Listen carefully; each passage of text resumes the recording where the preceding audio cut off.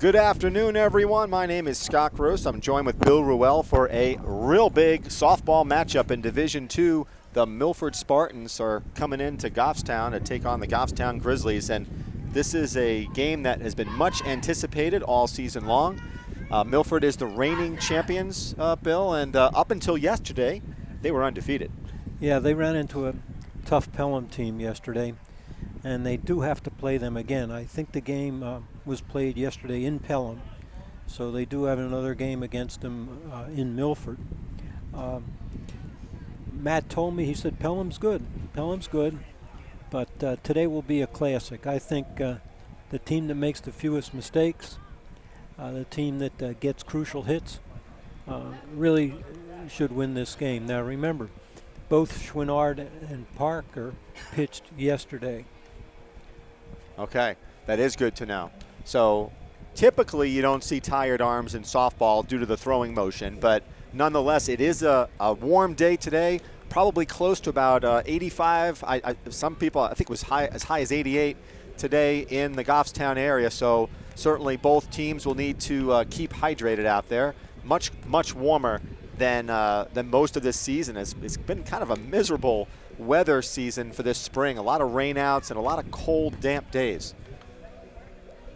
Also interesting today, Bill, we get a chance, we don't show it on camera, but we were looking at the warm-ups for both teams. Both teams look super crisp, you know, in infield and outfield practice. So this should be a real battle. This is a classic. I think this is going to be a classic. So in steps number 23, Amanda Atkinson, the second baseman for Milford. And we are shortly going to be underway here. And here comes the first pitch. She's going to bunt. No. And that's in there for a strike. Good start. I want to first also thank GTV. We've got three cameras on today's action, which is going to be pretty slick for us. And Atkinson is in an 0-2 hole pretty quickly here.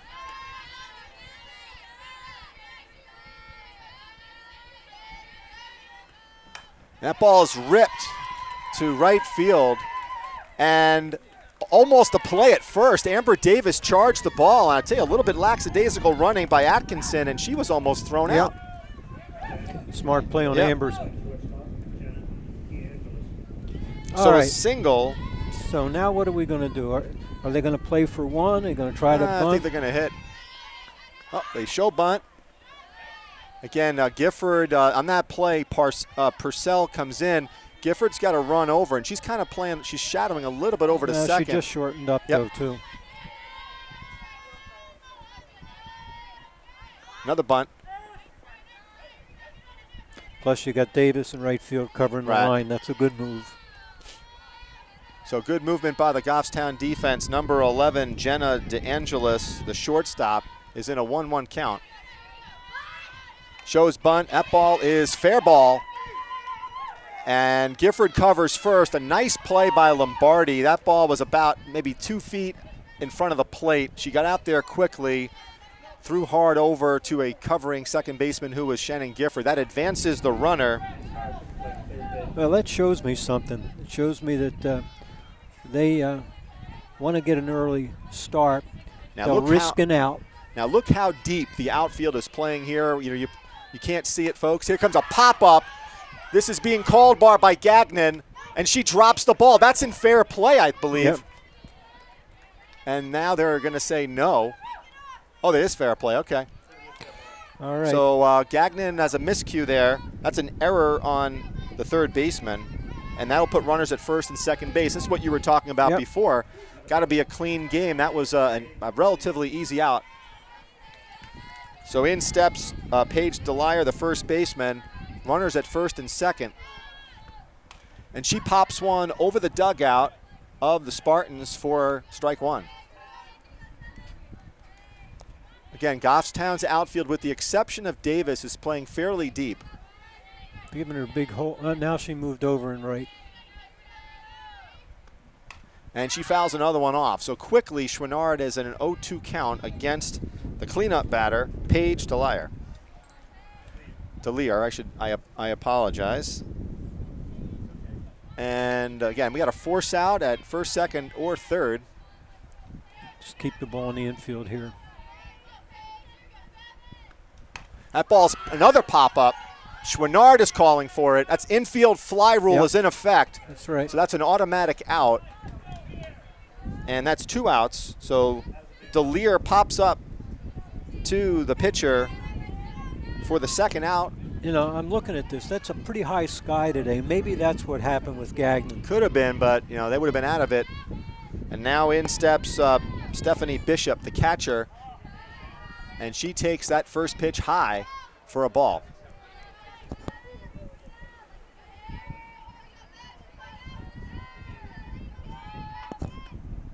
And that's right in there for a strike. Evens the count at 1-1. Any base to make a play in the infield. And that's a beautiful pitch. It took a little off that one. And now quickly, Stephanie Bishop is in a 1-2 hole with 2 outs. A big pitch coming up here for Chouinard. And she strikes out Stephanie Bishop, and that was a much-needed strikeout. Took a pressure off of, that's the way to pick up your teammate. When you have an error like that, definitely Chouinard said, hey, I got your back. And so the error does not hurt them, and Milford goes down without any runs in that top of the first inning. So we're very fortunate we have Eric Emmerling in the press box with us today. Eric is a longtime sports reporter for a variety of different publications in the New Hampshire area, and he is covering what appears to be a battle between some excellent teams in Division II, which will probably be in the Union Leader tomorrow, I'm assuming, Wes? I have a feeling, too, that Parker could be maybe Player of the Year. Right. Yeah, so so you've got Delaney Parker, the pitcher, who many people are saying could be the Player of the Year in Division II due to her dominant pitching. Now remember, this team last year beat Wyndham to win it all. Right. And Parker was the pitcher. Yep. Yeah. But you're looking at also, I think, a really stout defensive team as well. I mean, you can see that pretty much position by position, they're solid. This could be one of those games where just 1 or 2 hits or a misplay, oh, yeah. I mean, could lead to a win. Yeah, you never know in these situations. So Mazurski is going to lead off for Goffstown. She is the left fielder. She comes in with 314 average. 314 batting average. She's always a threat to bunt. And she swings through that one for strike 1.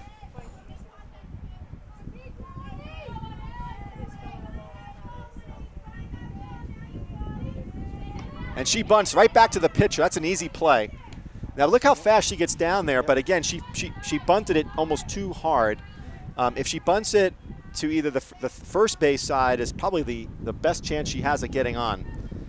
The pitcher's coming forward through the windup, so why would you really put the ball where she can play it? All right, Lombardi's up. So Lombardi, she had a massive game yesterday. She went 4 for 4, 2 home runs, a double and a triple, and she takes that first pitch for a strike. And she hits one really deep into center field.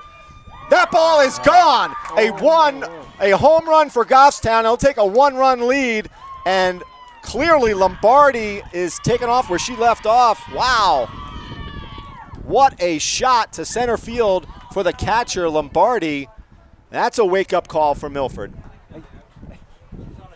She is 5 for 5, 3 home runs, a double and a triple. So clearly Lombardi is locked in a zone here. I asked her yesterday why the other team pitched to her. She says, I don't know. But see, Jim Rhines, he's the coach for Milford, and Taylor Gagnon, she takes her first pitch for a ball. Jim Rhines is one of the better coaches in Division II, and I suspect he probably won't be pitching to her a whole lot. And that's a pop-up to the shortstop, who corrals it for the second out of the inning.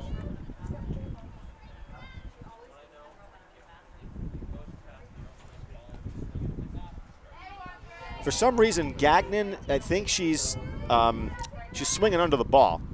She's had, if you look back at our stats, she's hitting a lot of pop-ups. Not getting a solid. And that's in there for a strike for Purcell.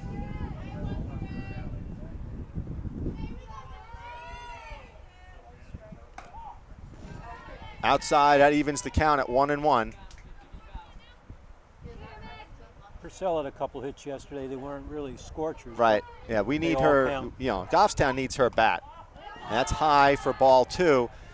Goffstown needs her bat if they're going to go far in these in this Division II playoffs, and they need Davis to step up as well.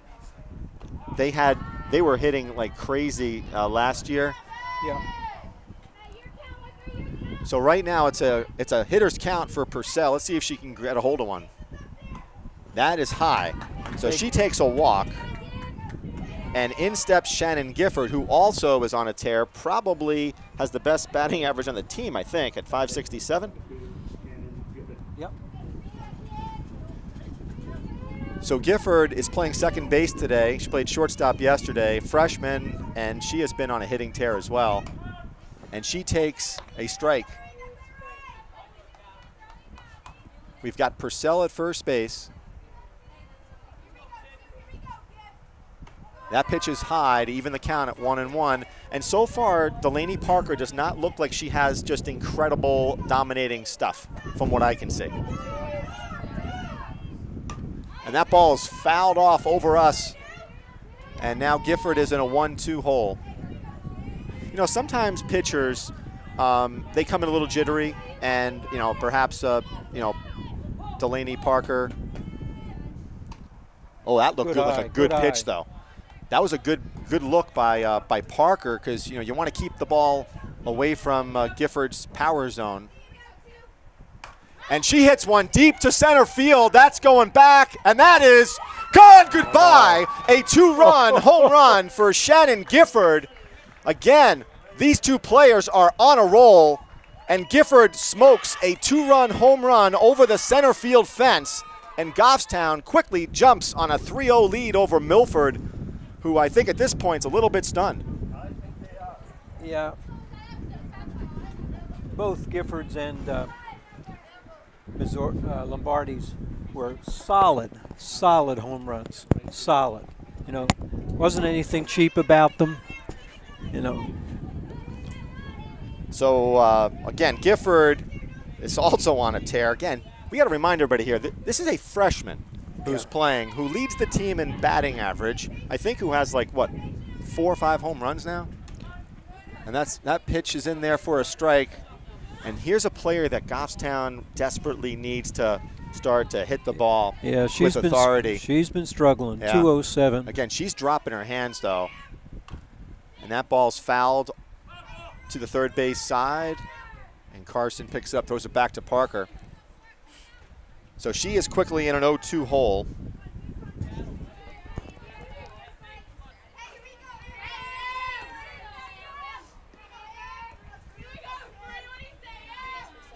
And she hits one. That could be trouble. That's going to drop in there for a single. Way to go, Amber. Nice job. So Amber Davis gets on base with a single.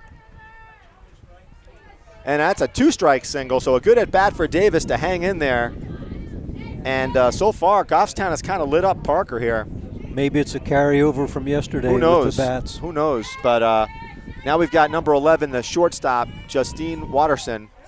And that's in the dirt. Watterson's in at a 300 average. She was off yesterday, a little injury, but she's back in the lineup today. So she's batting in the 7 spot, and she takes strike 1. Watterson has had an impressive season for Goffstown, taken over at shortstop, played very well. And she takes another strike. Outside corner. Yeah, it's a 1-2 count. She's got to protect the plate here.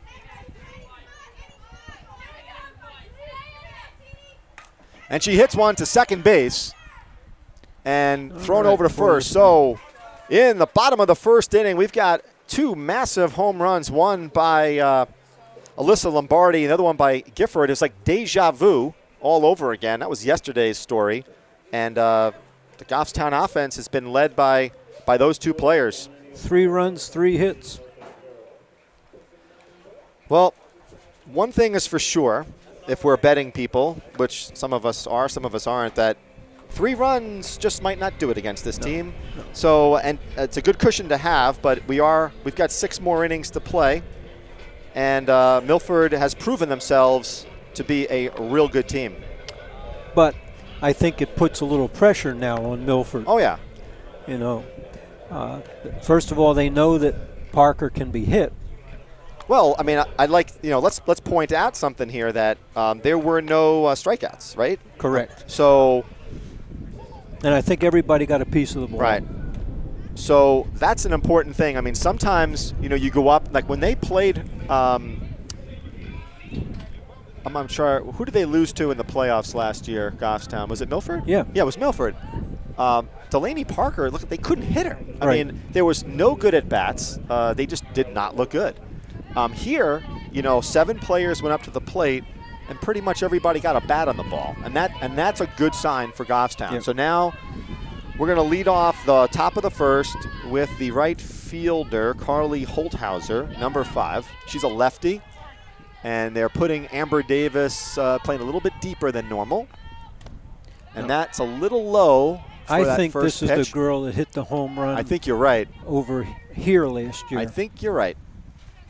And now they're shading over Lendry, and that's another low pitch, 2-0. So clearly Schwinnard and Lombardi are trying to figure out here what's the best strategy for Holthauser. And that's high, so 3 straight balls for Holthauser, and now she's in a hitter's count. Let's see if she will just take one.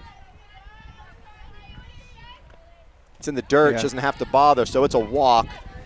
And that's one thing that Schwinnard has been pretty good at all season long. She does not walk too many batters. In her 40 innings, she's only given up 15 base on balls. So in steps the pitcher, Delaney Parker. And she takes a strike right down the middle. Again, looks like Schwinnard is trying to work the lower part of the zone today. And that's another strike on the outside corner. That's so quickly Delaney Parker is in an 0-2 count. Outfield is playing a little bit deep. Infield at regular depth. And that's fouled off. Late swing. Yeah. Defensive swing by Parker, but you know what? The best players hang in there. That's what Parker's doing right now.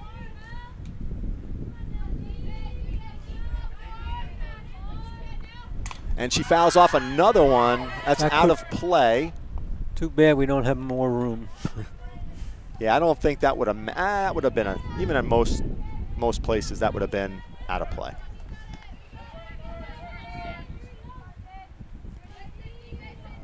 Big pitch. So we got a runner at first base.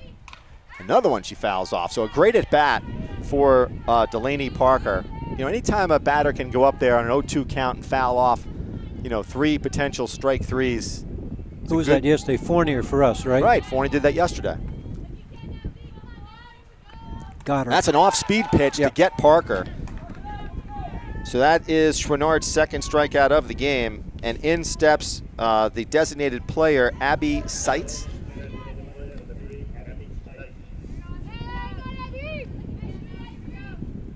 I got to ask Brad, is it Stites or Seitz? Okay.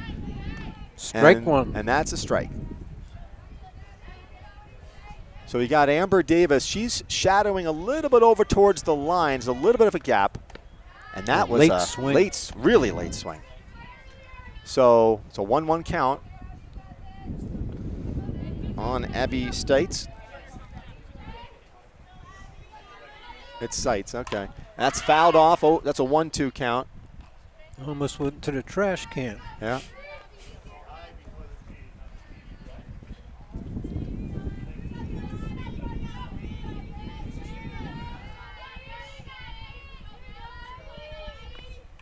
Ooh, she just got a piece of that one. She's hanging in there. You got to give credit to these Milford players. I mean, they are, you know, one of the things that you want to do on a day like today when it's 85 degrees is make that pitcher throw as many pitches as possible. Yep. You got it. Get that pitch count up. Oh, that one looked really good, but Blue didn't think so.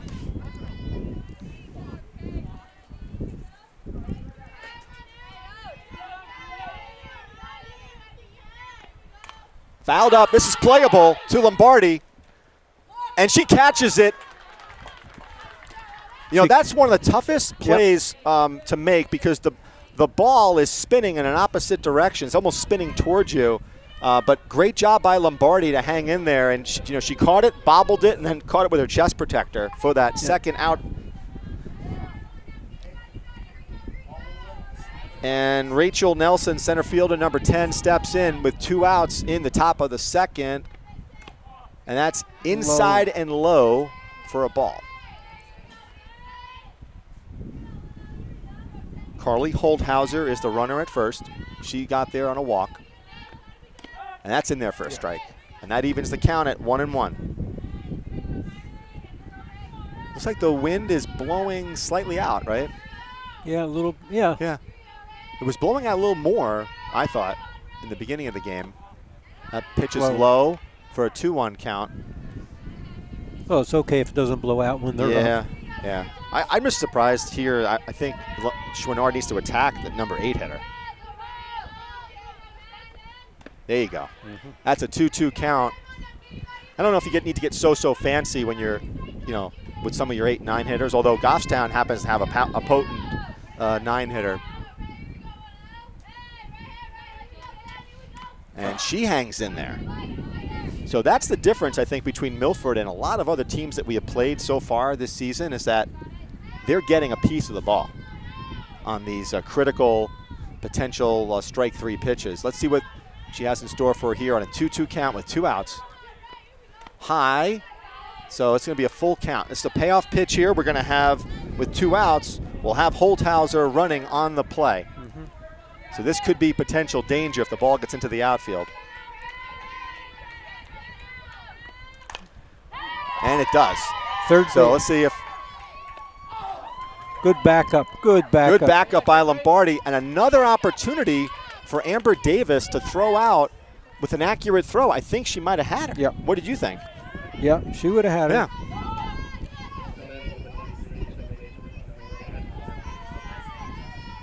So now we start up at the top of the lineup again. We've got runners at first and second. And this girl had a single. And she had a single. And she swings through the first pitch for strike 1.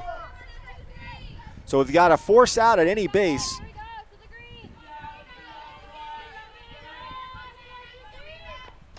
And that's popped out over our heads here in the press box.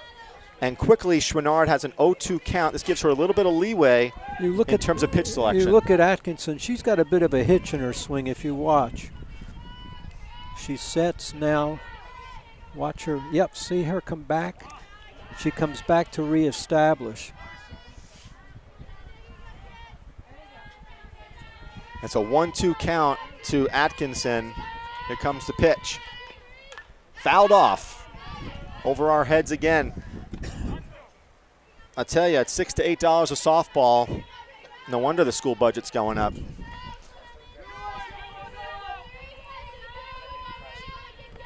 Got her. No. Oh, my goodness. Oh. She does not get that call. It's a 2-2 count. That one looked pretty good from here.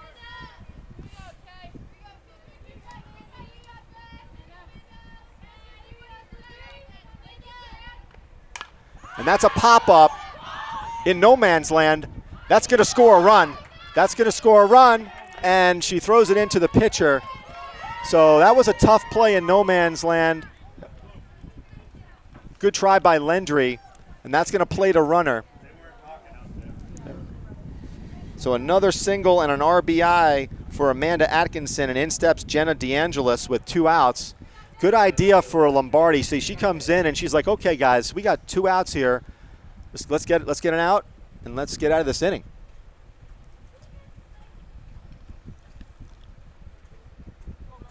That's good senior leadership, by the way.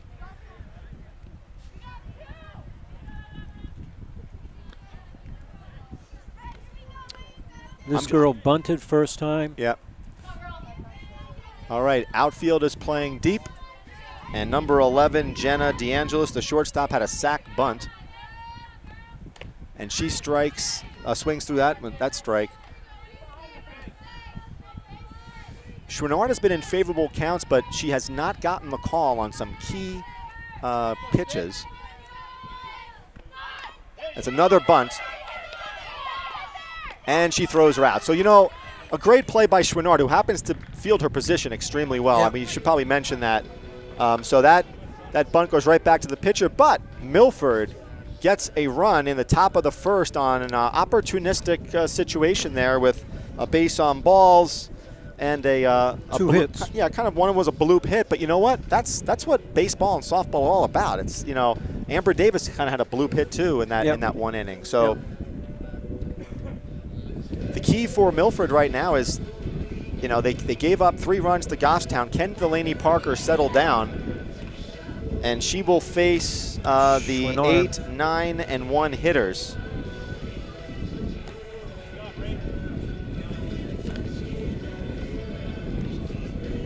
And you know that, you know, Coach Fleming and the Goffstown players, you know, they didn't expect to throw a goose egg up on a Milford team. That's for sure. So they know that they're gonna give up some runs here and there, but you got to keep things to a minimum. In that particular situation, it close was game. Right, yeah. It's a close game, and we got a lot of innings left.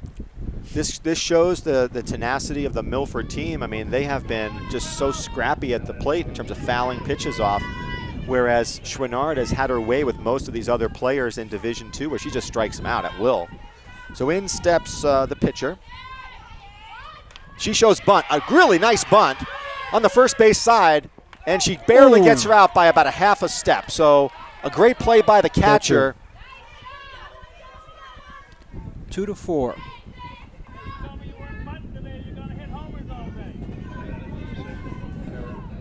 And the center fielder, Lendry. So Goffstown's not afraid to play small ball today. Looks like they're going to challenge Milford to make plays. Lendry's in with a 471 average. Lendry is not your typical 9 hitter with that type of average, right? No. But Matt does that. You know, he'll put somebody down there that's going to get on. And she hits one sharply to the right fielder, but a nice poke. And that's something that I call that a good out. It was tagged just right at the right fielder. So Coach Fleming says, hey, listen, good job on that one. Battling the ball, that's what counts. Right. Okay, Mazurski tried the bunt first time. She takes.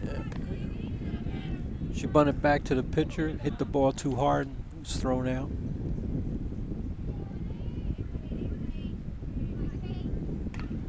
And she fouls that one off for even the count at 1-1. So Delaney Parker has settled down here in the bottom of the second inning, retiring the first 2 batters. And she has got a 1-1 count on Mazurski. Wow, that was a strike. Wow, okay, that's a 1-2 count. And Mazurski goes down swinging. Parker settled down that inning. Didn't throw a lot of pitches. That's right. So as we head into the top of the third, Goffstown 3 and Milford 1. We've got a pretty nice crowd here in Goffstown. Looks like Milford has quite a contingent.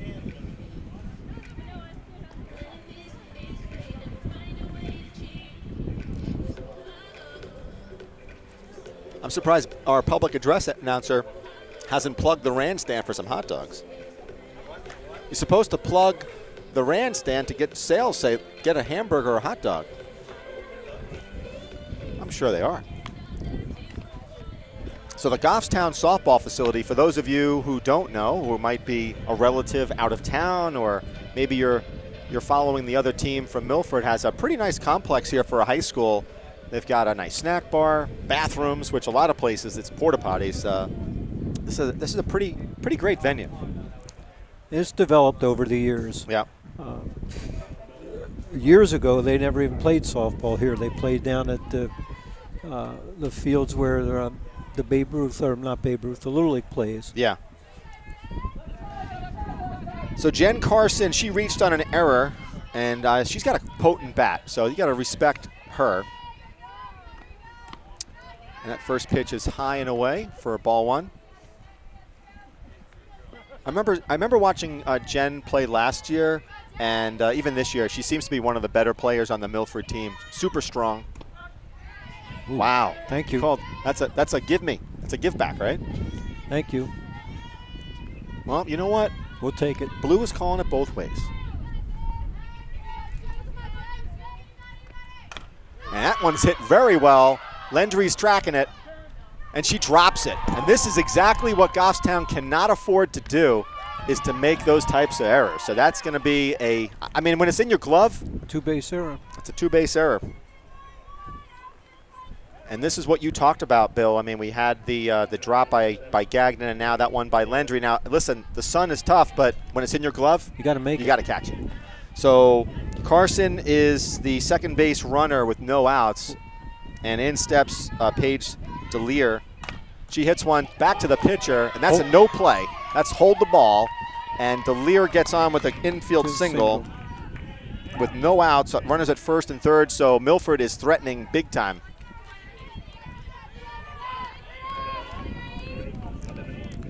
Stephanie Bishop struck out in the first inning. Could use a strikeout here, too. Definitely use a strikeout here.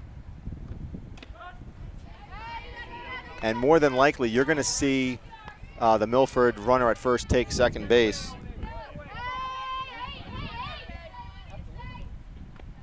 And that's a pop-up. Who's call for it? All right, good play on Wilson's part. Initially there was nobody calling the ball. So that's one out, and in steps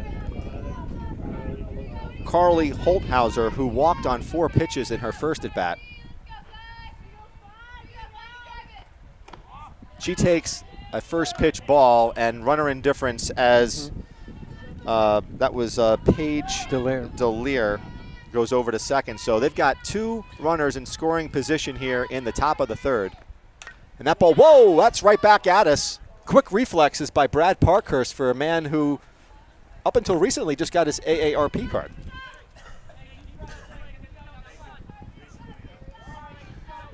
One count. Oh, that one was a well pitched, but a little bit on the outside. 2-1. Got to have this batter. Yeah, this is a key batter for Goffstown. She shows bunt. No. And too slow. Yeah. That was a great play by Milford, and that's a bunt base hit RBI. So that's called small ball at its best. So now runners are at first and third, and again, this is how you manufacture runs, because the runner at first will now go over to second. So now the pitcher can help her cause, and we'll see. We're going to bunt again. And yep. They're going to make us throw the ball around. Right. But in this particular situation, I mean, it's a suicide bunt in a way, because the player at third is coming no matter what. She swings through, and that's strike 2. So Parker is in an 0-2 count. Again, her job is just to put the ball in play, and it'll score a run for Milford, because Goffstown is playing deep. And she's fouls it off, so she's automatically out. That's a gift for Goffstown. And that counts as a strikeout.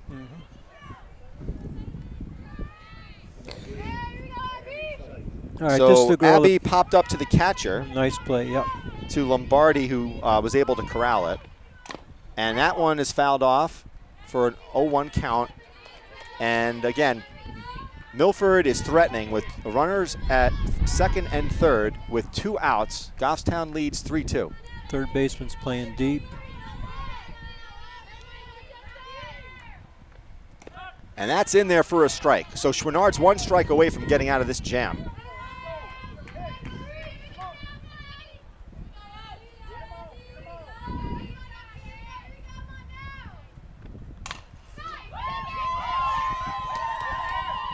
And she got her.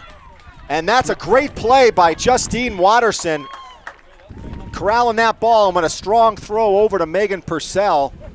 She was almost blocked by the runner, too. So what an awesome play by Watterson to get it over there. I wasn't sure she was going to get her. 1 run on 2 hits.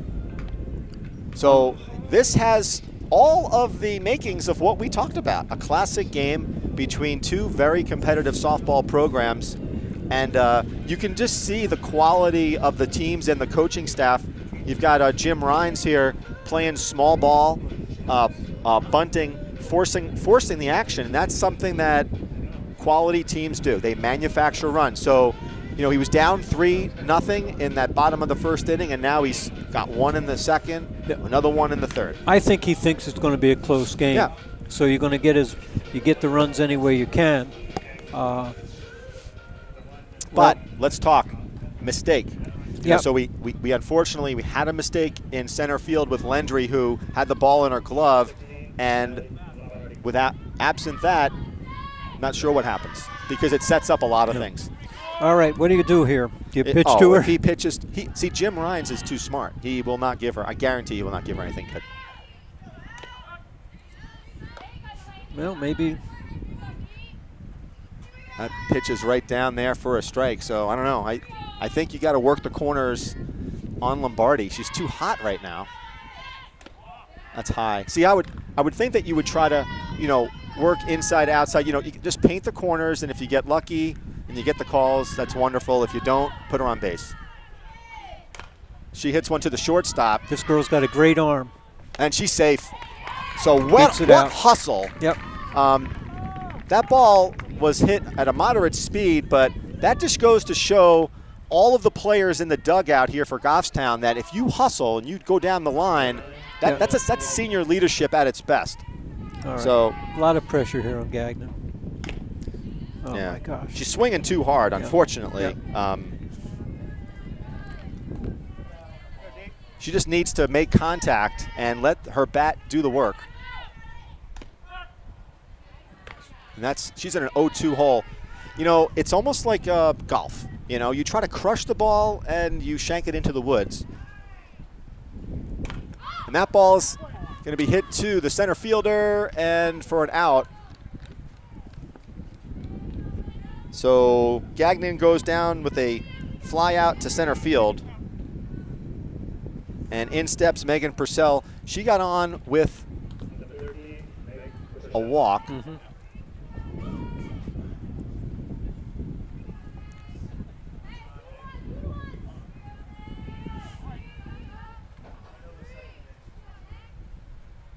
She hits one sharply to third base. I think everyone's going to be safe here.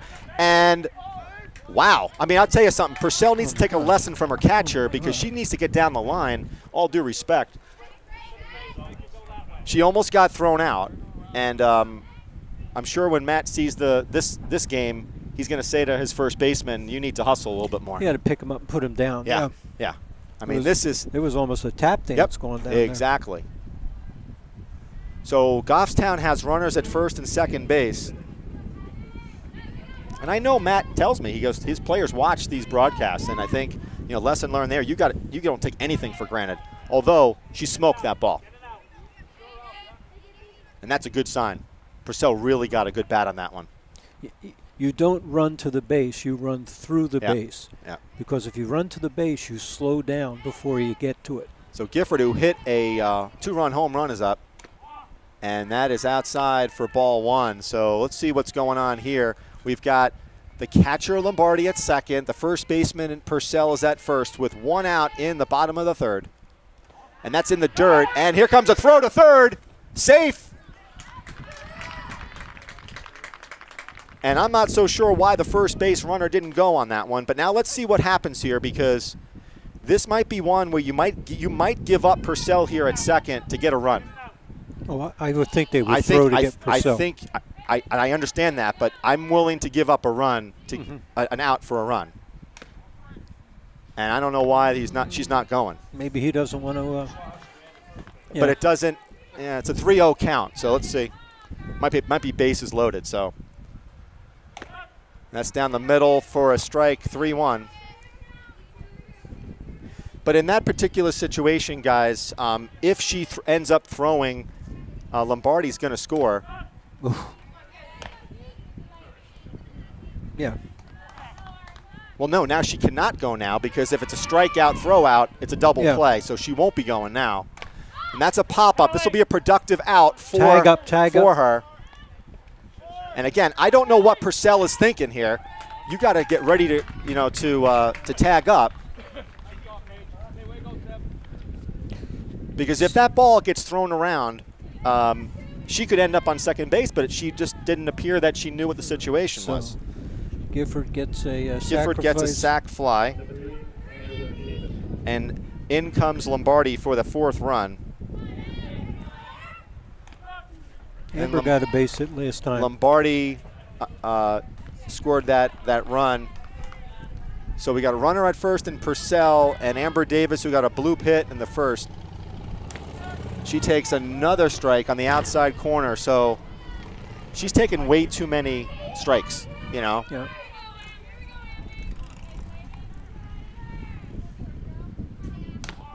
Outside. 1-2 count. She's got to protect the plate.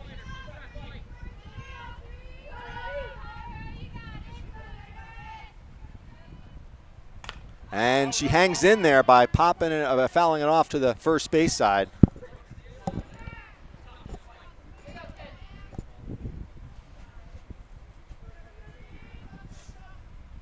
One-two count. And she fouls off another one on the roof that comes off to cameraman Butch Gifford. And again, we're getting more and more people coming to check this game out on a lovely day in Goffstown. And Amber Davis, another pop-up to the shortstop, and that does it for Goffstown in the bottom of the 3rd. But they pick up another run, and they lead now 4-2. So 1 run on 2 hits. So again, the good news for Goffstown is that they're making contact with the ball. They've had some mental errors, and they've had some actual physical errors. But again, it hasn't cost them too greatly so far. No.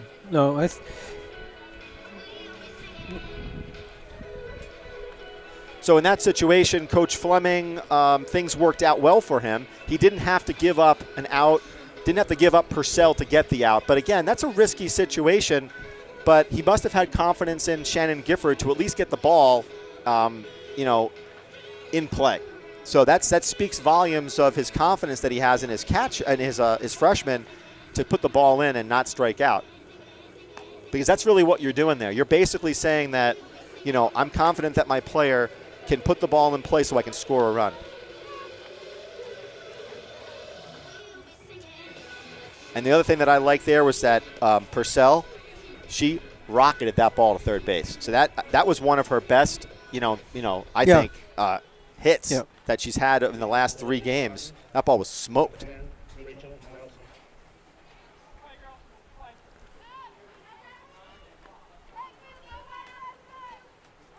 So we go to the top of the 4th inning.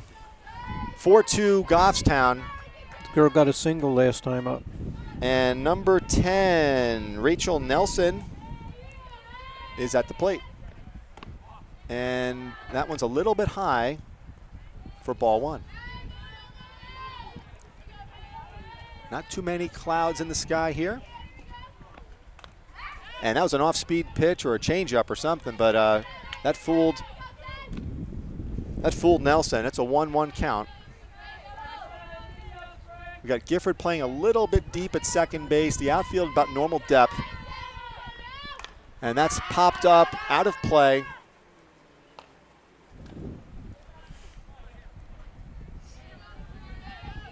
I tell you, these are the games that you really want to play in the latter part of the season because you want to get ready for playoffs. You may see this team again when the tournament time comes. Might. That hit her. Hopefully she's okay. Ooh, that hit her on looked like the calf. Yeah. The knee or calf. So hopefully she's okay. She's kind of limping.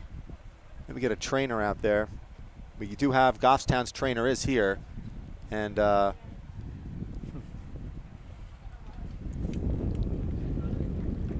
she's the center fielder. so you can't really give her a courtesy runner. And that's a little, we don't really see that a whole lot from she had somebody yesterday though, didn't she? Schwernard? I think she did. Did she, or did we get hit yesterday? No, I think Schwernard hit somebody yesterday. Well, you have the book, right? Yeah. I could have sworn we had a hit by pitch.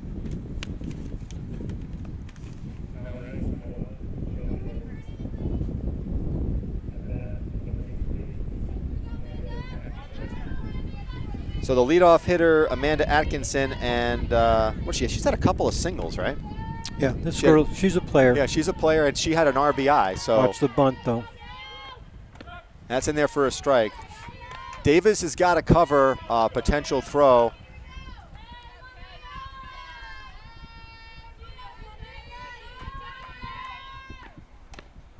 And that's another strike. So on that one, the batter was like trying to get out of the way, but it was on the inside corner of the plate, and she is quickly in an 0-2 hole.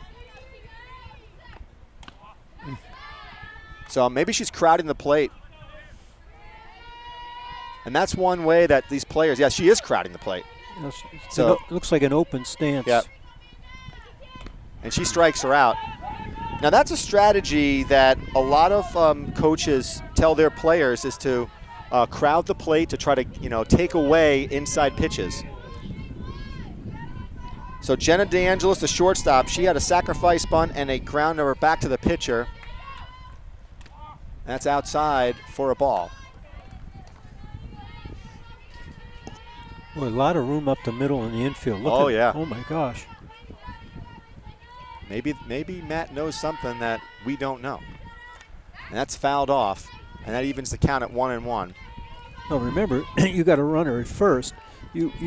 Why don't we shorten up with the shortstop? I don't understand. You're right, because if you do have a throw, Gifford is the only one who's really in the strong spot to do it. And it's a bunt, going to go foul. Kick it That's foul. Right. Yeah, so Watterson is playing pretty deep in the hole with a runner at first base. And one of the things that we noticed with her is that sometimes she is always not the quickest to get to second. So hopefully she reacts quickly if the ball is hit to second base to get the leadoff runner. Because you want to be there for the ball.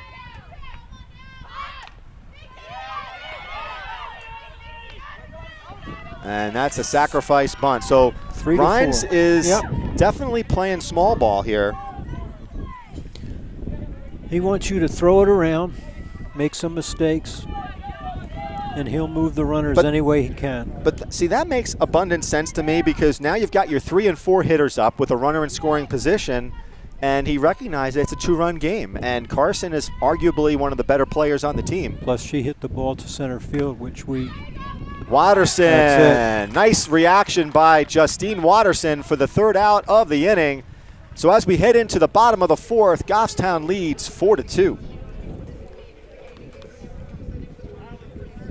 I'll tell you, Justine has just improved incredibly over the season. I thought. I mean, she, in terms of Matt, did not have his shortstop graduated, and Justine has just filled in terms of defense and even offensively. She's produced. I looked at her in preseason, and she was one of those girls who I thought, with some playing time, could be a real asset to the team. He's got multiple people that he can play at shortstop. I agree. I think, though, that I've just seen a ton of focus out of Watterson. Yes, she's had a couple of slip-ups here and there in terms of covering a base, but overall, she's been awesome this year. I mean, fielding-wise, she's made some really good plays, accurate throws, and her bat's been one of the better ones on the team. Matt seems to use her a lot in the bunt situations too. Right. So I look at someone like her. There's several players in the team that, if they dedicate themselves to the game, they could be like really, really strong players. And I think Watterson is one of those players. Oh, he's got a core of young players. Well, you saw what happened. Like, you take a look. We were talking about this Pitching before. change. We were talking offline about this. Is that the catcher for Goffstown? Holthauser's into pitch. Okay. The catcher for Goffstown, Alyssa Lombardi, and even Kara Landry, center field. I mean, if you saw them in tryouts, I mean, they were ripped. I mean, their workout regimen was. I'm told that they were working out together and they're doing like almost like triathlon type workouts. So this is the first left-hander we've seen this year at home. So now Watterson is going to face Holthauser, who was the right fielder. And that's in there for a strike. So she's got a little bit, she's a lefty, and she's got a little bit of a different motion. Looks like Parker goes to short. That's in the dirt. That's for a 1-1 count.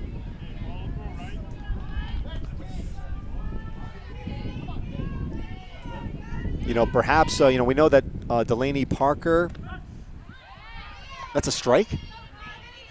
Wow. He's calling high strikes. 1-2 count.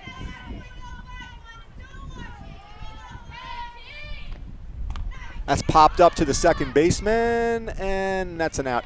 Very tough sun glare here, folks. So the Milford players are wearing sunglasses, which is good, although I don't see one on the first baseman. But this is one of the more challenging fields due to the sun glare. And now the pitcher, Schwannard, steps in. She hits one solidly into the gap. That should be 2. She's got good speed. So Schwannard helps her cause, and she gets a solid double to left center. That ball was hit real hard, and that goes to the fence. This is a different style pitcher. She, I don't think, is as quick. So one of the things, Bill, that I was going to say here was that typically you'll substitute your pitcher, but Schwannard is arguably one of the faster players on the team, so you really don't need to. Yeah. So now at the plate is our center fielder, Kara Landry, and she took the first pitch for a strike. This is an important insurance run for Goffstown. And Landry hits one down the line. That's going to be foul. If she catches it, go. And it's going to be tagged up. And a smart play by Goffstown and Schwannard to tag up on that ball that was in foul territory. So you consider that a sacrifice fly to move the runner. So now let's see what we got here. I tell you, the bunt to first base side is a workable play. 2 down. I know that, but that's outside. Outside strike. But you know what? You got to do what you got to do here. Carson, I think, is too good of a defender to put it down that way. And that's outside. So she's gets a, it's a 1-1 count? Yep. That first pitch was a strike? Man.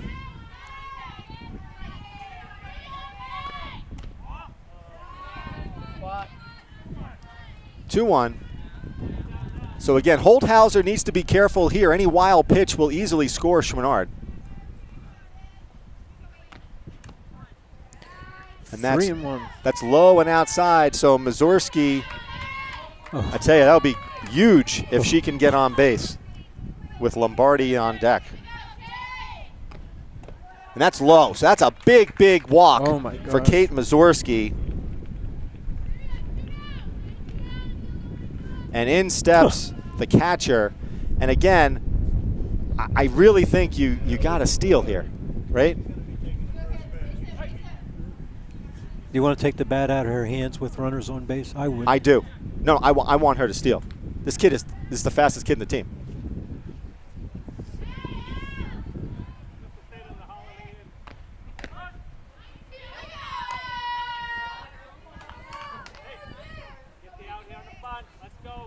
I think Matt knows he'll throw. Yeah. She'll throw. Yeah.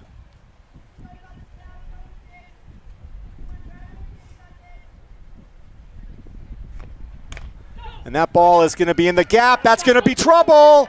And here comes, so they're going to send her home. And here comes the play at the plate. There will be no play at the plate. So Lombardi does some more damage and scores 2 more runs score on that play.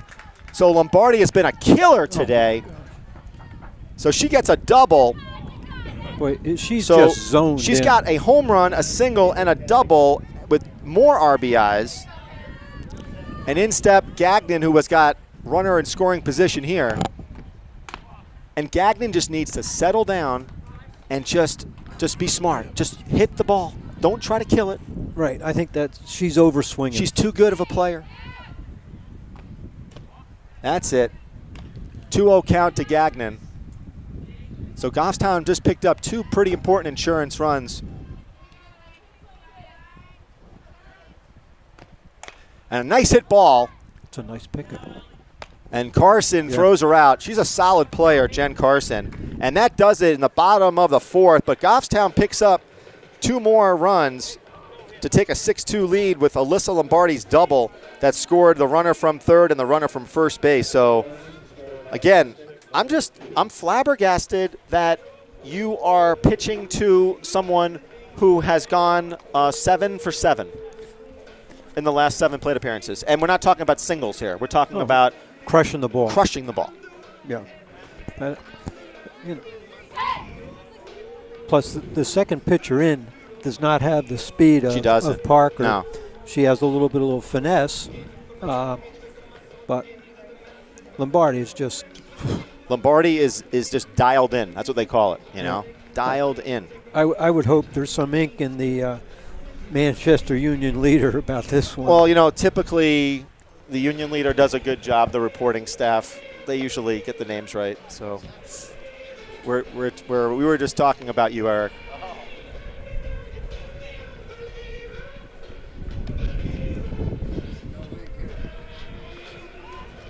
No, this is a 6-2 lead against Milford is no lead. No, there's no. Exactly. You got Milford, who we thought Goffstown was doing well, hitting a little over 400. Milford is hitting 450 as a team. Oh. So we're going to start off the top of the 5th with the cleanup hitter, Paige DeLear, the first baseman. She popped up, and what did she do? Single. Infield single, right? Yep. So Goffstown's outfield playing very deep, almost calling it no doubles defense against DeLear. And she takes that first pitch for a strike. So this umpire clearly is calling a higher strike zone.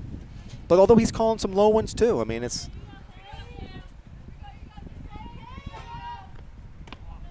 That one's high. Evens the count. I wonder with the lead in the 5th inning if he's going to stop the bunt game. I don't think so.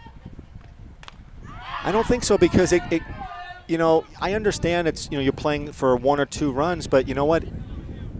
I think it forces the other team to throw the ball around, you know? It's a 1-2 count to DeLear. Wind is blowing out pretty good now. She gets a hold of one. This ball could be gone. I mean, you could see the flag is. And that hitter, man, you're not seeing this. This is a bit unusual for Chouinard. It's her second hit batter.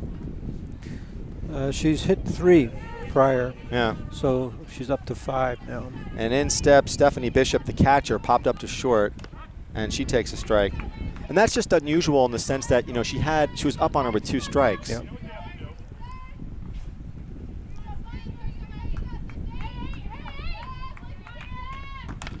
And hit foul. Gagnon dives for a bounce out of play. Good hustle by Gagnon. And now same situation. You've got Stephanie Bishop with an 0-2 count. So DeLear is the runner at first. No outs. Top of the 5th. 0-2 count to Bishop. Inside pitch. Again, that's on an 0-2 pitch, that's a great pitch.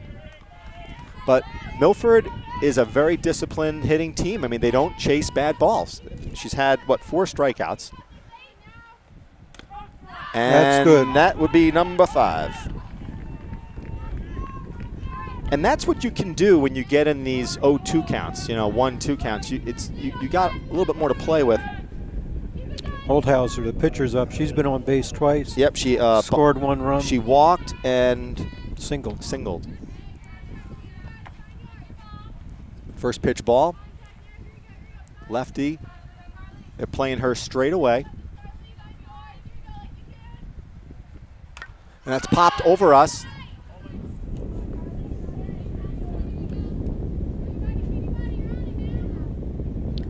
Again, I look at Gagnon at third. She could come off that line a little bit. A little bit more, right. Yeah, and the shortstop 1 or 2 steps toward second. Oof. 2-1 count. Yeah, Watterson, I don't know. I'm a little bit with a lefty hitter, right? I'm just really surprised that there's that big of a hole up the middle. And that's popped up over our heads, off the roof. Ouch. Now we're going to need a new roof here at the Rand stand.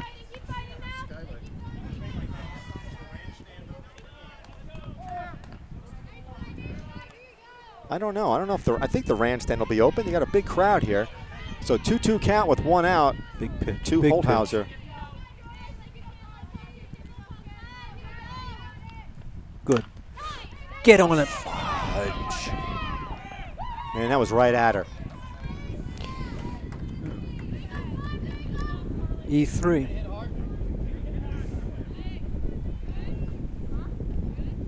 Now, first of all, you have to be down in the position to field. You can't play the game standing straight up. Yeah. And it's a bit surprising because she scoops the ball like better than most, I think, you know, at first. Even if she Right. blocked it, Right. she would have had a play. Right. So now Delaney Parker is in attack mode here. Yeah. Milford has runners at first and second with only 1 out. That's in there for a strike. And again, Chouinard's got to be thinking to herself, oh my God, I'd be out of so many of these jams here, you know. But you know what? This is competitive softball. This is what happens. Right in front of him. And again, I want to see Mazurski come in from left field. She didn't even budge because if that ball would have been thrown to Gagnon, she was not even in position. Boy, the wind is kicking up, Yeah. though. Coach Rhines is giving a little bit of action there to Delaney Parker. It's a 1-2 count. Not see much if talk on Chouinard can. She fouls it off. So a nice job by Delaney Parker to hang in there. Not much talk from the players in the field, you know. Yeah. Come on, kid. Gotta get into the game, girls. Come on. So again, another 1-2 count. Wind is blowing out. Anything in the outfield is going to go far, and that's going to be to second base. Oh my goodness! Stay with it. What? Another error for Goffstown. So bases are now loaded. I'm not so sure what happened on that one, but she just, yeah. I think, yeah, he's got to talk to his team here. This would have been inning over. I mean, I'll give you the rocket to Purcell was something, but she was right there, and this one here was just. I almost thought she tried to make a tag on the runner. Yeah. Right. Yeah. So now this is exactly what you didn't want to do if you're Goffstown. I mean, you picked up 2 runs in the bottom of the 4th inning to take a 4-run lead, and you have pretty much gifted 2 base runners to Milford here. And they're too good of a team, in my opinion. I'll be interested to see how he plays the infield now. I think you play at regular depth. I think you give up a run. You got a 4-run lead. You just want to get the out. Now, granted, if the ball gets hit back to the pitcher sharply, that's a different story. You throw it to Lombardi. But other than that, you're going to the easiest base. This girl last time hit the ball to Watterson at short, who made a nice throw. First pitch is a ball. You know, this really tests the mettle of a Kaylee Chouinard, who's been very steady all season long. Now her teammates have put her in a tough spot. And that's in there for a strike. So again, there's no room for error here. There's no hit by pitching. There's no wild pitching past balls. Any of those scenarios gives up a run. That's fouled off. Key batter, got to have this. So one it's a out. 1-2 count to number 3, Abby Seitz, the designated player. Big pitch coming here from Chouinard. And you got to be careful with changeups and things like that, or in the dirt. And she stays in there. a nice at-bat for Abby Seitz. Let's keep the ball in the infield. Let's keep it in the infield, girls. So I'm just saying you got to be careful here, Bill, because this is a situation where you got to nobody's on base. You can kind of throw I call it a garbage ball, but it's popped up. That is out of play as well. So Seitz is having one of those. I call them typical Milford at bats here, where they're just hanging in there.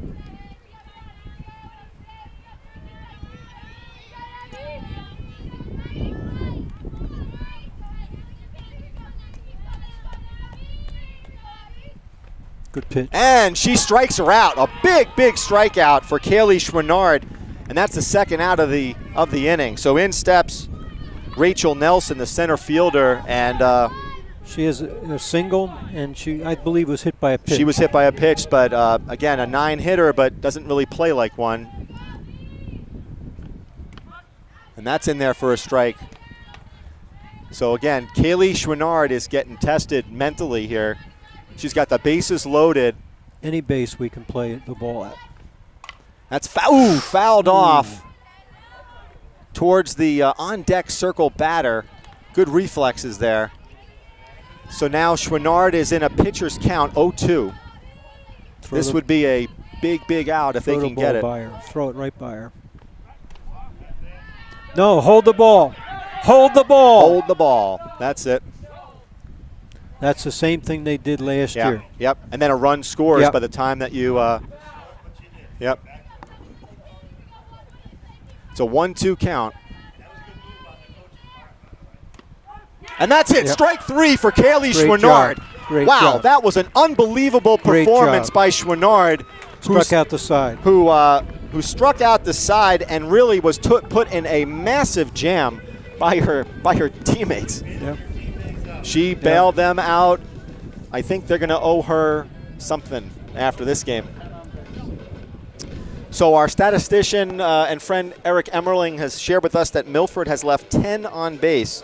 And that says something for Kaylee Schwinnard. I mean, there's the ability to work through it. And, when we interview her, Bill, I am just amazed at her poise. She's so calm, and she does not get rattled. Yeah, you can see that from her on the mound, too. Okay, a ball gets hit back. I make the throw. We don't get the out. She steps right back in again and says, well, let's go. Yep. And that's great mental preparation. Oh. Yeah, we were just talking about that on that particular situation. That's the same play he used last year, and they scored a run. They scored a run on it. And so you have the bases loaded, and you send the runner to second base, and if you throw over to first, by that time the runner on third scores. Because that runner probably was a good distance out. I didn't see it, but I bet you they were. Yeah. But you heard Coach Fleming immediately say, hold the ball, hold the ball. And the beauty of that was that you've got your senior catcher, Lombardi, who has just, her acumen for softball, her field intelligence is just a 10. So smart. So in steps Purcell, who had a rocket shot down to third. I'm going to venture to say that if she does put a bat on the ball, that she will be running a little harder than the first one. And I'll tell you, Goffstown, they need production from Purcell, so that hit was a good indication for Goffstown. And that was kind of a little bit of a, almost hit the car. I don't know why you stopped there. You got lucky. Unless you own a body shop and don't care. Yeah, another nice shot by Purcell. That's what we want to see. That ball was crushed by Purcell. So, this is what I was hoping that we would see from her, because she has a potent bat, and that's her second sharply hit single. Yeah. So she's gone two. She had 2 hits in the last game. Looks like we got a pinch runner.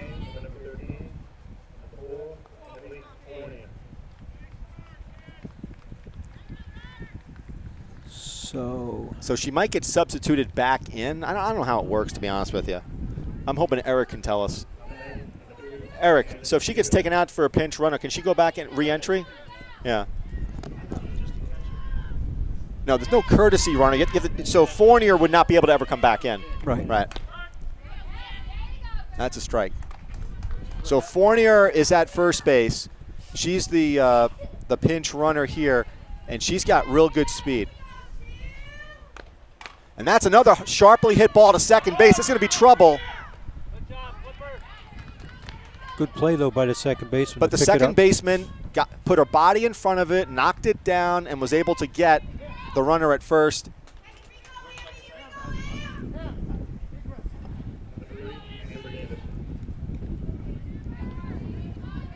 Davis has a single, and she popped up to the shortstop. This is where another player we'd like to see some more from, who has a terrific bat as well, and that's a strike. She takes too many pitches, though, and she puts herself in an 0-2 count, and I agree. a lot, too often. I think she's the type of player that needs to be more of a first or second. That is gonna be a wild pitch, and Fournier now is 60 feet away. And now, do you bunt? Do you bunt? And I say you bunt.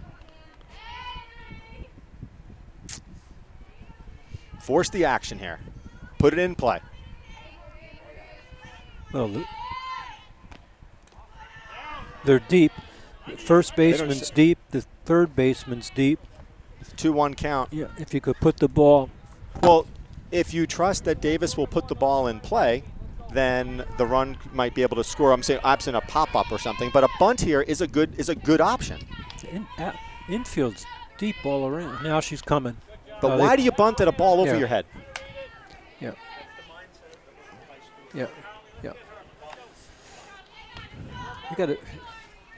That's where you have to be more selective at what you're doing. So now she's in the position where she's got to swing. And then she watches. Oh, Yeah. jeez. Not a good bat. I'm sorry, Amber, but that one was not a good at bat on. Because these are situations here, you want to get as many runs as you can on a team like Milford, and you got one on third base. You lay down a bunt, you could potentially bring another run home. Fouled off by Watterson. So a base hit here or another wild pitch might play another run. Good speed at third in Fournier. Watterson's hit the ball twice.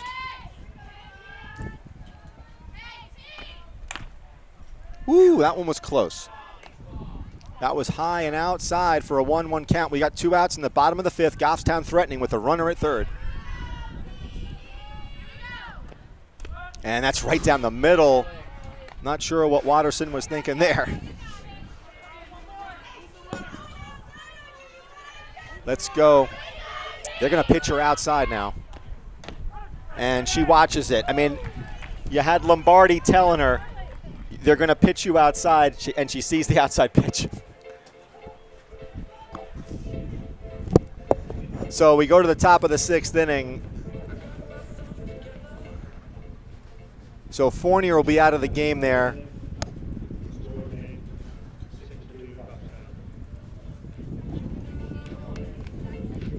And I bet you Matt wishes he had that one back. So we had a runner at third with 1 out. And that's a situation where you need to execute a bunt or to put the ball in play, and we don't really do either there. Again, we're up 4 runs, but you want to try to scratch and claw and get as many as you can. Yeah, some of us had to really just take the bat off the shoulder and start to swing. You know, it's not like wait till she throws the first strike, because she's they are around going to be the plate. thrown. Right? No, this is not.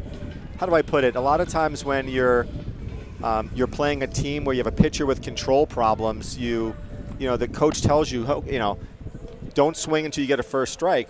But in this situation, you're playing one of probably the best team in the state. They're not going to have control problems, or at least they haven't demonstrated that. There haven't been. Has Goffstown gotten that many walks? No. I think I've got maybe 1 walk, maybe. Megan Purcell walked in the first, the second one, Mazurski walked in the third. So Amanda Atkinson is the leadoff hitter in the top of the 6th inning. This is a big inning for Milford. And that's a rocket to the center fielder for a hit. Landry throws it in. So Atkinson has had a great game. She's had 3 singles and a strikeout. And now in steps Jenna DeAngelis, the shortstop, and she had a sacrifice bunt. So let's see what your theory was. We were talking about, do they hit away down 4 runs? And they are. Mm-hmm. So looks like Jim Rhines will probably, due to the score of the game in the late inning, 6th inning, he's looking to produce more than just 1 or 2 runs. And that's a strike. So quickly, Chouinard gets Jenna DeAngelis in an 0-2 hole.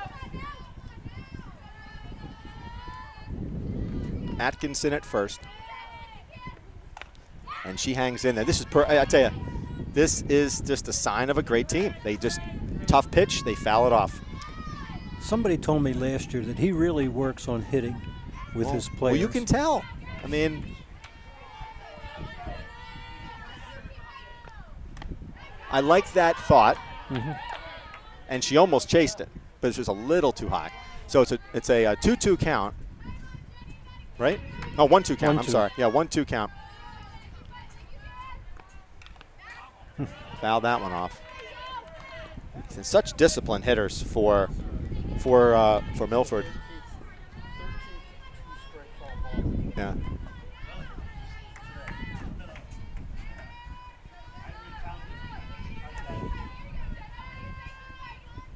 Got her. And she gets her.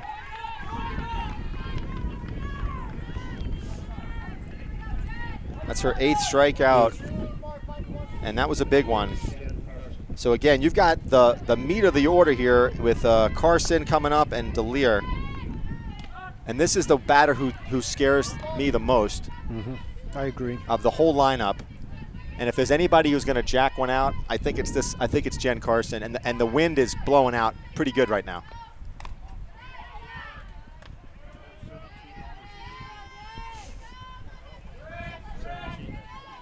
So Milford has 17 home runs this season.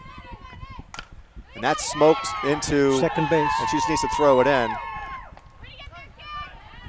I'm not sure where Gagnon was in that play. So we know that Jen Carson gets a single, and now that's runners at first and second base with only 1 out. And in steps Paige DeLear. So again, this Milford team, they are not going to be going away easy. And one swing of the bat, it's a 1-run game. That ball's foul to Gagnon. Look how far down the line those players were. Yeah. I mean, Jen Carson was about 3 steps away from the second base bag by the time Gagnon got it. Big leads. 0-1 count to DeLear. That's in there for a strike.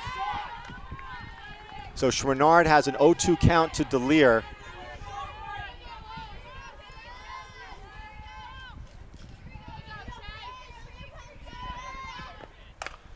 That's foul ball. That was smoked. Now, if I was Gagnon, I would put 1 foot on the third base line. Two of the shots have been there. Yeah, right. Maybe have to move Watterson a step or two.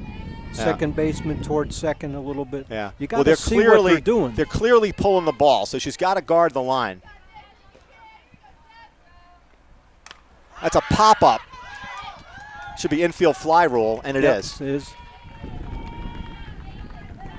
So now there's 2 outs.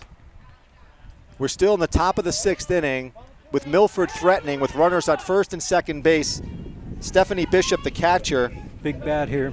Another strong hitter, although she's had 2 Ks and a short pop-up to short. And that's in there for a strike, a low strike, albeit, but a strike nonetheless.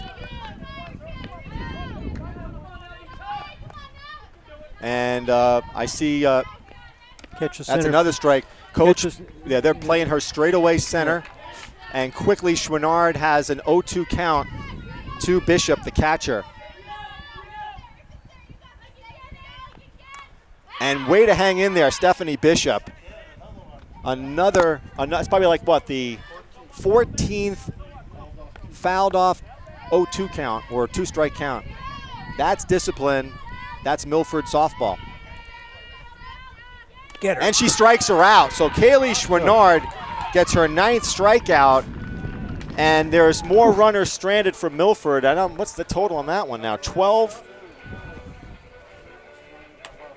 11 stranded runners for Milford. So Kaylee Schwinnard has had just an impressive pitching performance, and she pitched yesterday and just did an unbelievable job. And today, just I don't think you could do better. I mean, if you're Matt Fleming and you need a pitching performance, I mean, she just is bringing it to another level. I'd like to see us get a couple runs this inning, create a pad. Yeah. So that I agree. Well, I think that's what Matt was trying to do. I mean, I think you had a runner at third in that last inning, and this is again, you want it. New pitcher. You can't always execute every situation. Don't get me wrong, but what separates a great team from a championship team is the ability to lay down a bunt in a key situation to advance a runner. That's what it takes, or to make a key play. Who's pitching now? We're trying to find out who's pitching now. It's a lefty. No, it isn't. What? Number 23. Yep. That's Amanda Atkinson. She was the second baseman. So you have to forgive us, folks. Number 1, I believe, is it 1 who's playing second base? Yep. Who's number 1, Brad? Number 1. Shelby Houghton is now playing second.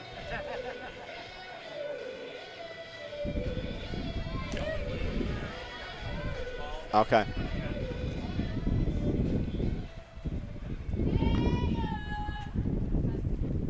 One of the problems when you have like Eric Emmerling come to the game is that then after the game, he's always he just quickly asserts himself and grabs the players for interviews, and you never get in there. So we're gonna muscle him out. You're gonna hold him down while I get our video interviews. All right, come on, Kaylee. Schwinnard pops one up to shallow center, and the center fielder's underneath it, and she's had a solid game. Yep.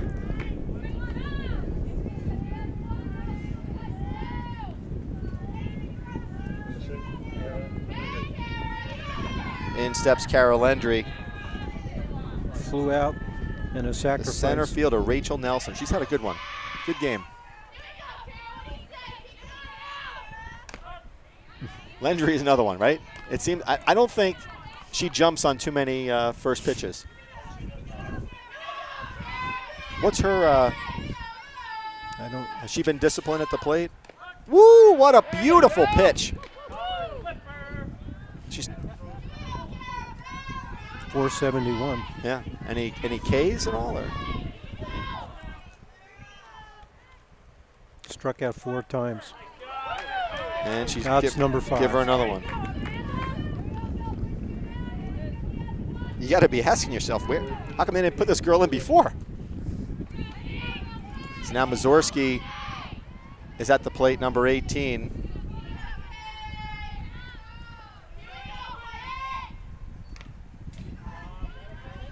All right, we got a swing. That's good.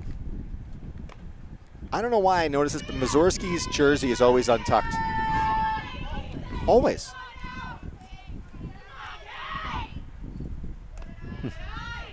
And it's not like, I don't know. I think my friend Alan and myself lost more weight than what she weighs.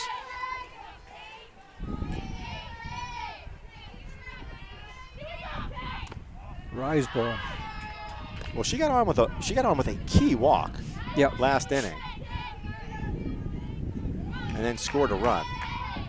2-1 count to Mazurski with 2 outs in the bottom of the 6th. That's in the dirt. Now it's a 3-1 count. So, again, the job of a leadoff hitter is just simply to get on base, whether it's walk, single, no matter what, just get on. Watch it change it.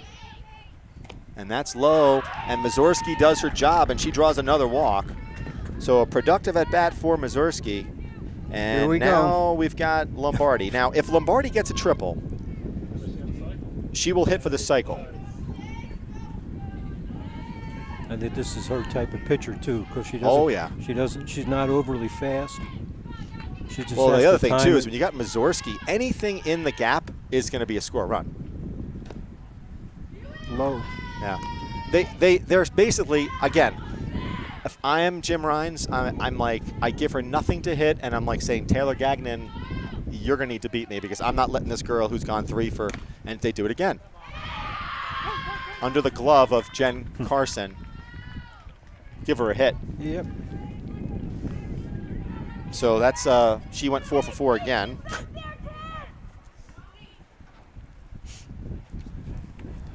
Now all you need here Is is a her home to run. get a solid piece. I'm going to say it, okay?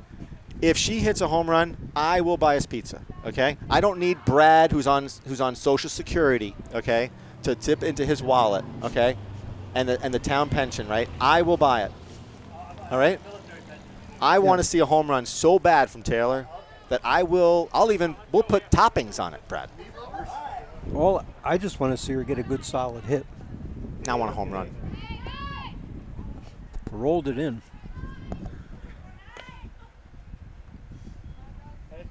You see, you almost have Lombardi almost challenging a throw, too.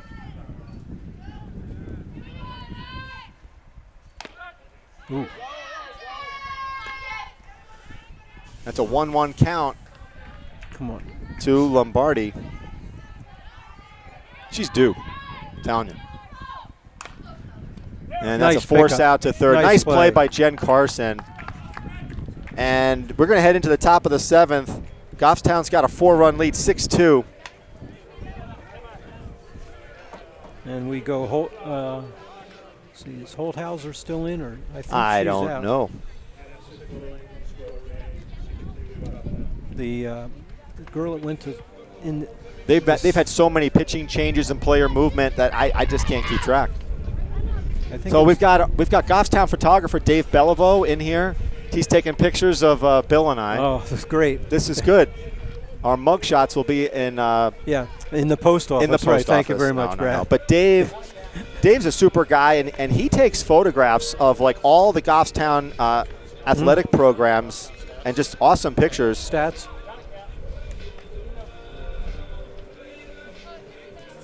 Take them.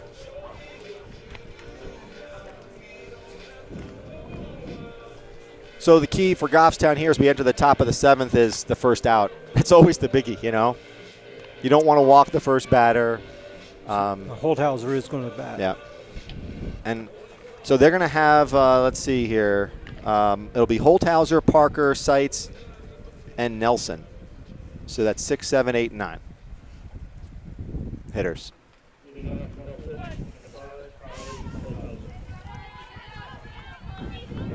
So the lefty Carly Holthauser is going to step in for Milford in the top of the 7th inning, and she's gotten on base quite a bit today. Walks, errors, you name it. And that one looked like it was a strike. She's a fairly tall girl, and that looked like it was right under the Milford. That's a pop-up to Gagnon. That's 6. And that's the first out. And that was one of the most awkward catches. I just heard somebody say 2 hands. 2 hands, yeah, 2 hands. So now number 4, Delaney Parker, she's the starting pitcher. And she swings through Schwinnard's first pitch.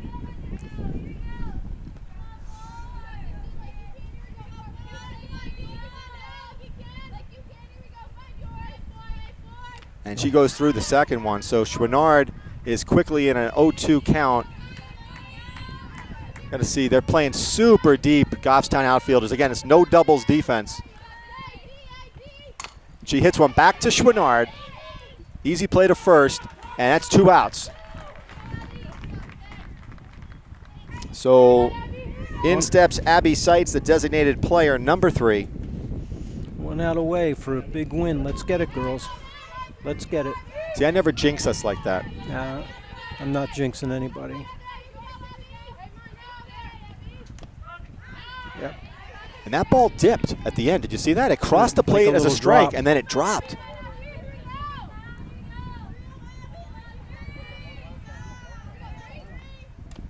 again. Same type Same of drop pitch, yeah. That's a 1-1 count to Abby Seitz. Again, Goffstown's outfield is super deep. Low, 2-1 count. She wants that one back. I think it slipped out of her hand. The wind is blowing out here. And that ball is crushed into the gap. That's a gapper. And they're going to hold her up.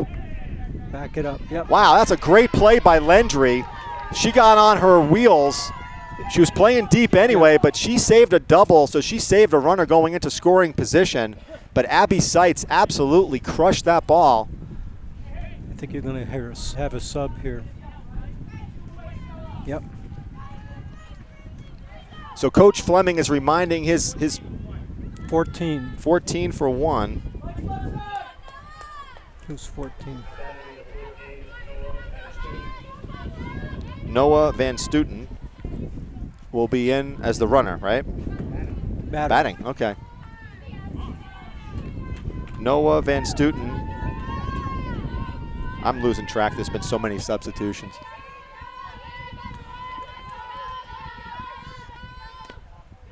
Another pitch lefty. is low. Another left-handed Yeah, batter. a lot of lefties. I mean, do you think that they're playing too deep here? Another low pitch. No. Kaylee's got to just go after it here. And, you know, she's got a cold batter who hasn't, you know, you just got to throw it right by her. I would move my center fielder over, though. Yeah. My center fielder's playing like she's a power right-handed hitter. Yeah, yeah. They're playing straight away. That's a strike. So Kaylee Chouinard is 1 strike away, right? 2-2 count, 2 outs.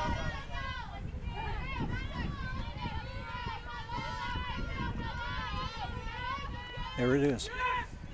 And they don't give it to her. Ooh. Wowza. I think even Jim Rines thought that was a strikeout. And I think the batter thought that it was a strike.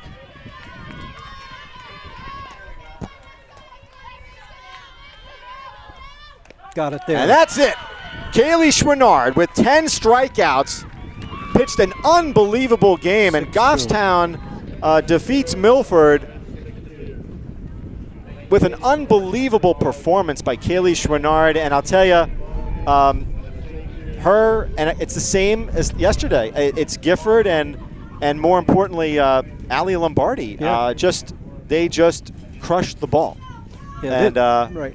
This is a big it's a win. big win. It's a statement win that they can play with anybody in the state. And you know, I think what it demonstrated today was that the players stepped up. What I saw from the Goffstown players were, for the most part, they were getting a bat on the ball.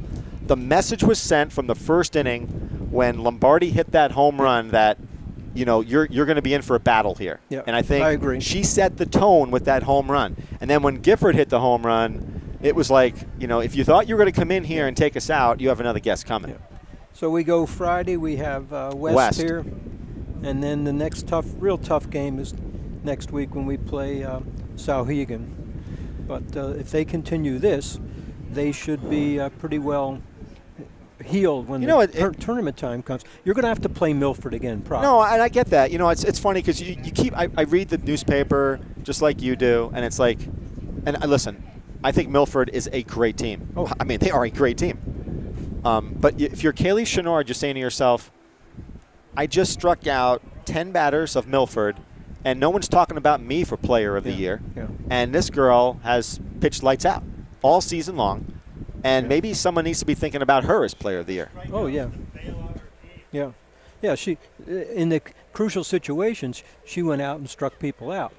All right? Yeah. Now, if we didn't have the errors in the game, it would have been a bigger win for us. Yeah, no, I got it. Because, let's face it, Milford didn't commit an error. Yeah.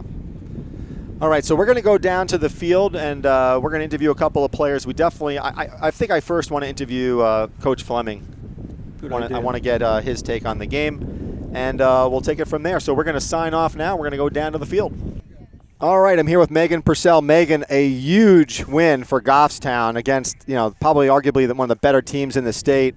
Your bat, you had 2 big hits. Mm-hmm. You seem to be zoned in. You had 2 hits yesterday, 2 hits today. Any different approach? You seem like you're hitting the ball with much more authority. Yeah, well, I've been coming down to the batting cage as much as I can because I haven't been able to hit, and so my problem has been I've been extending my arm, so I've been pulling it in. And it's starting to actually affect my hitting. Good. So on that 1 to third base, what happened? Did you hustle down? Did you get any grief over that? No. You didn't? Surprisingly, no. We gave you grief on the broadcast. And as a matter of fact, Brad said that. He said, I think I can beat her to first. Yeah, probably. Look at that guy. So anyway, really big win. In terms of what does this mean for you and your team? I mean, a big victory like this. I mean, last year getting knocked out of the finals or getting out of the semifinals by Milford, coming back and beating them this time has been a huge thing for especially the seniors because it's their final year to actually come out and give it our all. So yeah, and a great pitching performance by Kaylee again. Yeah. So all right, congratulations. Thank you. And a great job today. Thank you.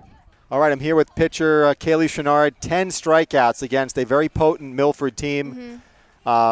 I would say that I thought this was your best pitching performance of the year. You. And I know there's been a lot of talk about Delaney Parker as player of the year, but I'm going to say it here. I think people need to think about you as player of the year. The pitching performance, your team, put you in some tough spots with some errors. Bases loaded, runners at first and second. I mean, you could have been out of a lot of innings, but due to errors, they were scratching their way back in, and you shut the door on Milford. What was your mindset today? Well, I mean, I knew, I always say this, but I knew it was going to be a tough game. So I just came in. I was like, I'm just going to throw my game.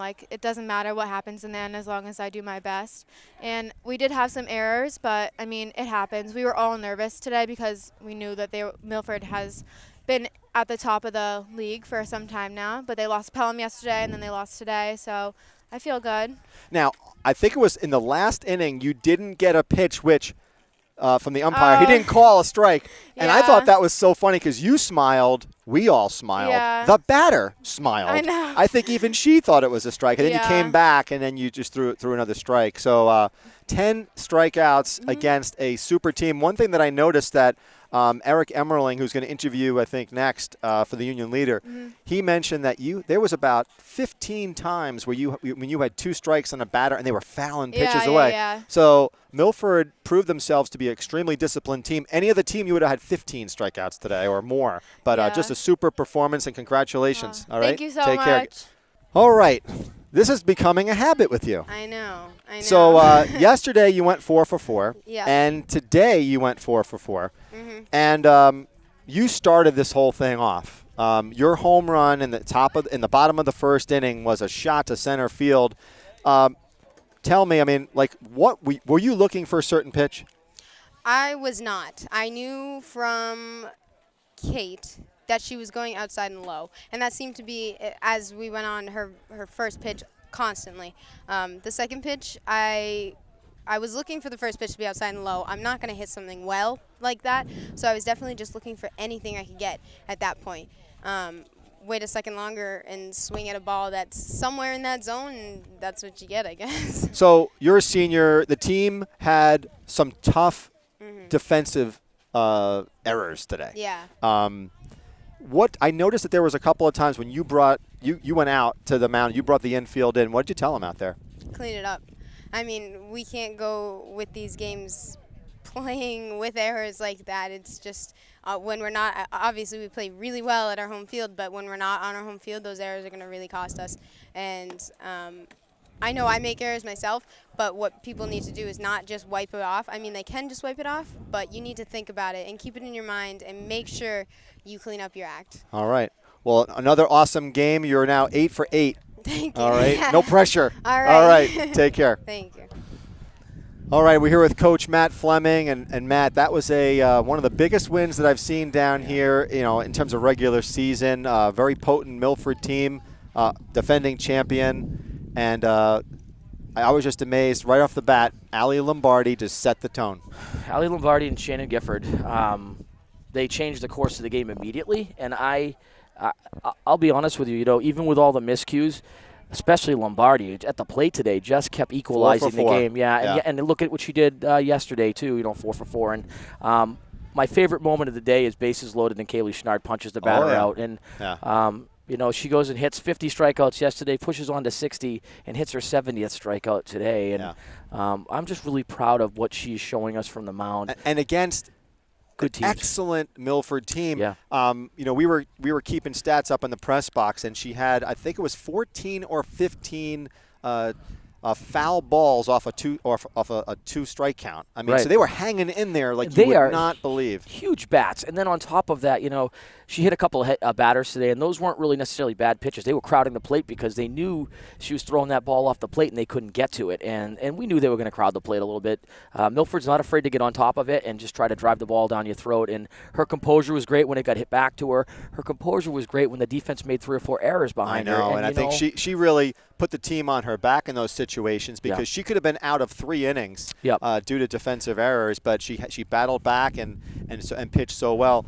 The other thing that I noticed from the team is that Megan Purcell hit 2 ropes today. She woke up. And she finally has got her bat together, although I did tell her, I said that on that first hit down to Carson at third, when she just kind of lollygagged it to first, I said, Brad Parkhurst could probably have beat you on that one. Right. We've been reminding her of those things, and today you saw we put a pinch runner in. It wasn't eliminate Meg from the game. We knew that this could come down to maybe 2 runs. Right. And so we grabbed some legs off the bench, and one of the things we were telling the girls, and I don't think people realize it. I mean, this is a tough competitive program to play in. So if you're on our bench, you matter, and you can be called at any minute to be part of that game. And she got to third. Emily Fournier got to third, and if we execute a bunt, which is what we were trying to do, which is what you tried to do, a run scores and productive outs. So, but I think overall, the other thing I noticed was that they were good at bats. Solid at bats. Bats were put on the ball. It wasn't like there was a ton of strikeouts on your team. And Kaylee Schnard did that today. She tries to lay a bunt down 0-2 and then drives it to left field. Right. And I don't think people realize that these girls are capable of that. Our offense hasn't been categorized as a high-powered offense this year, and yet they're sliding right into these games and sneaking away with big wins because they're doing amazing things at the plate and they're working the count high. The one of the things that we did notice that there were a couple of players that were taking pitches, and it's like against this team, you can't really take. It's not. I think what happened was they were going with some of these other teams where you're taking a ball and a strike and you're in good hitters counts, and then before you know it, I think it was Lendry and Amber. It's like before you know, they're in 0-2 counts. Right, and now you're in trouble. And now you're in trouble. And you're going to see that. I mean, we're also sometimes at 1 strike asking them now to try to bunt because we're pushing their defense back, and so those are things we need to be ready for the postseason. This was a great game for us to prepare for that. Great prep game. So congratulations. Stuff. Thank you so much. Big victory. Awesome.